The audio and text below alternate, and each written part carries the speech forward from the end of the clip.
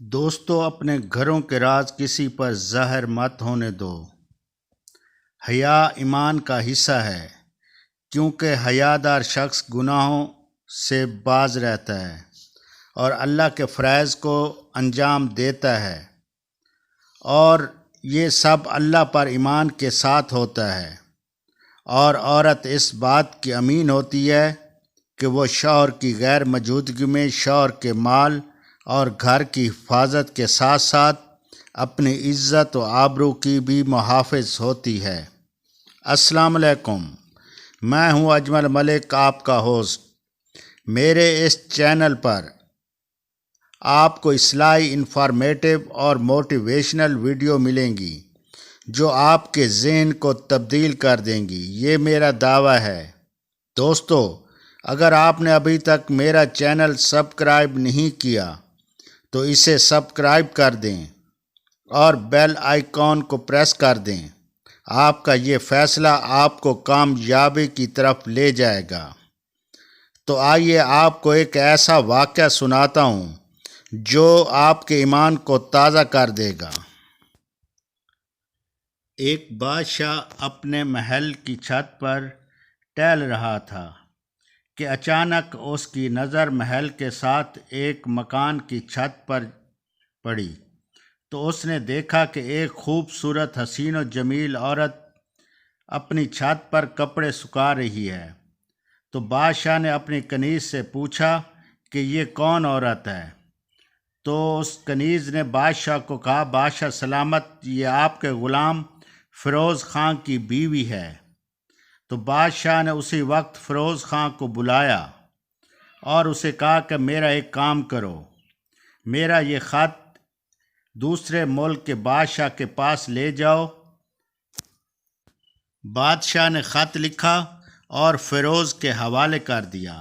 فیروز گھر آیا اور اس نے وہ خط اپنے تکیے کے نیچے رکھ کر سو گیا، اور صبح اٹھ کر اس نے تیاری کی، ساز و سامان پیک کیا اور اپنی منزل کی طرف روانہ ہو گیا۔ تو اس کے بعد بادشاہ جب فیروز خان چلا گیا تو بادشاہ فیروز خان کے گھر آیا تو اس نے اچانک اس دروازے کو کھٹکھٹایا تو اس کی بیوی نے اندر سے پوچھا کہ کون ہے؟ تو بادشاہ نے کہا کہ میں اپنے غلام فیروز خان کا مالک ہوں، اور فیروز خان کہاں گیا ہے؟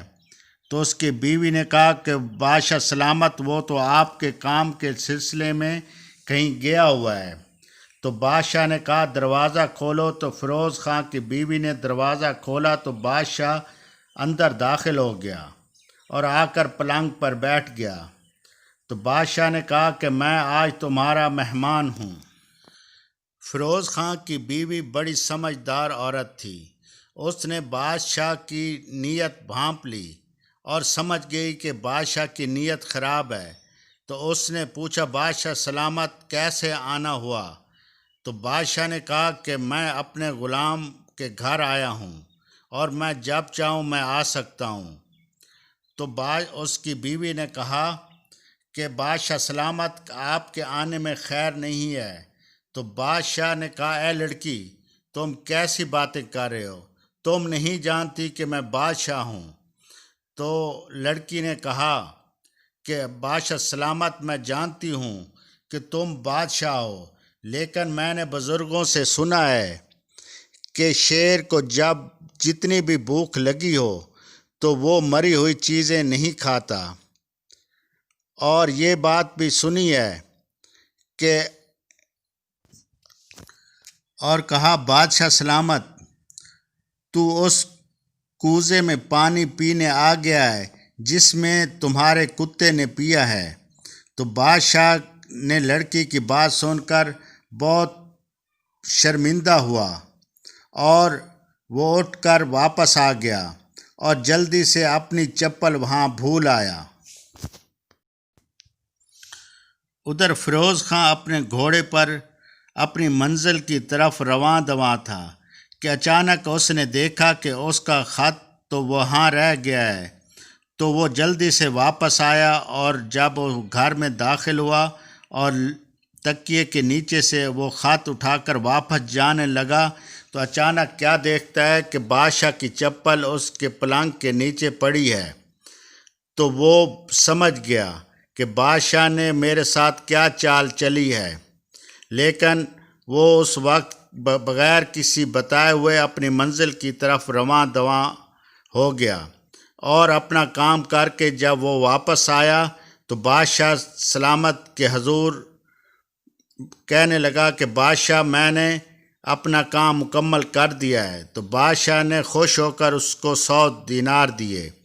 تو فیروز خان وہ دینار لے کر بازار گیا اور اس نے اپنی بیوی کے لیے کپڑے، زیورات اور دوسری میک اپ کا سامان خریدا اور گھر آ گیا اور آ کر اسے کہا کہ یہ دیکھو میں تمہارے لیے تحفے لایا ہوں۔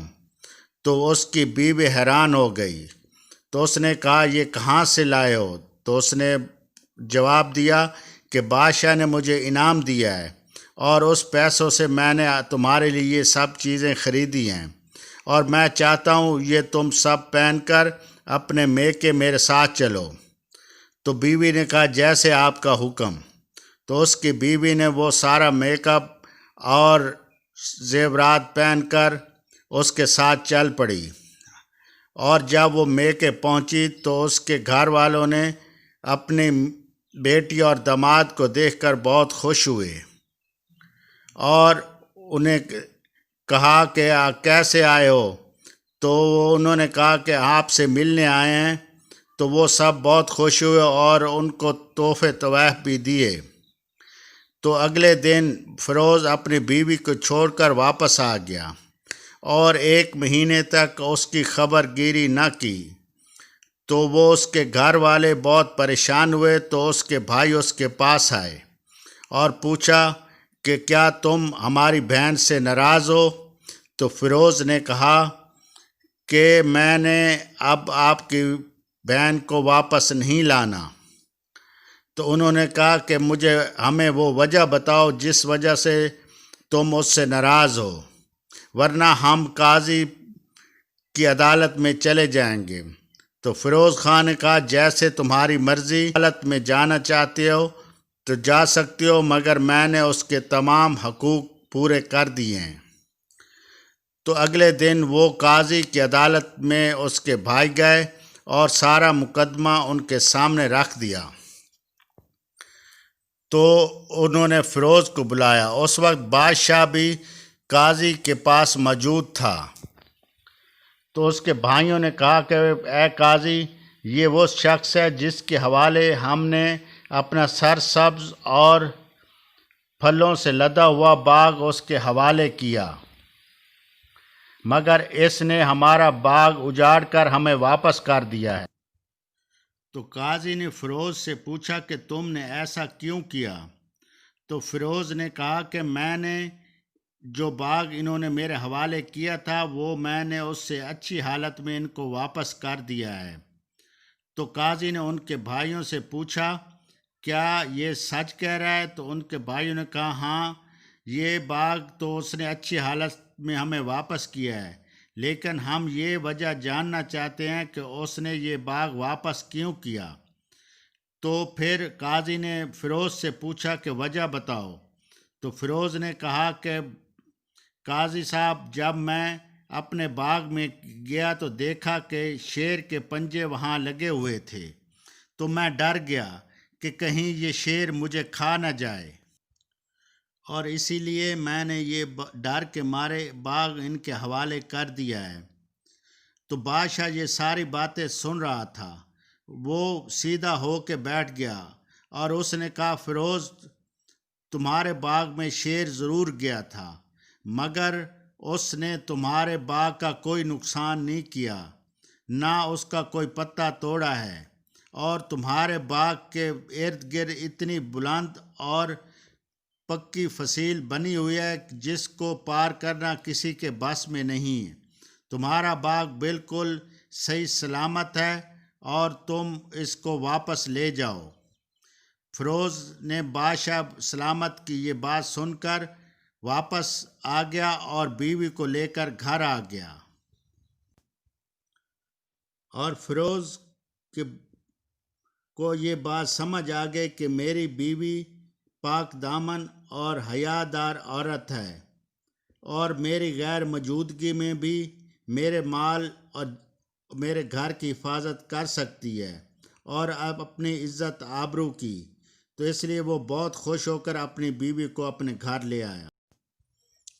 تو دوستو، اس کہانی سے یہ سبق ملتا ہے کہ عورت اگر حیادار اور پاک دامن ہو تو وہ ہر کسی سے اپنی عزت آبرو بچا سکتی ہے، اور یہ سب کچھ اس وقت ہوتا ہے جب اللہ تعالیٰ پر پختہ ایمان ہو۔ امید ہے آپ کو میری یہ کہانی پسند آئی ہوگی۔ اگر آپ کو میری یہ کہانی پسند آئی تو پلیز میری ویڈیو کو لائک اور شیئر ضرور کر دینا اور میرے چینل کو سبسکرائب کر دینا۔ اپنے اہل خانہ کا خیال رکھنا۔ اللہ حافظ۔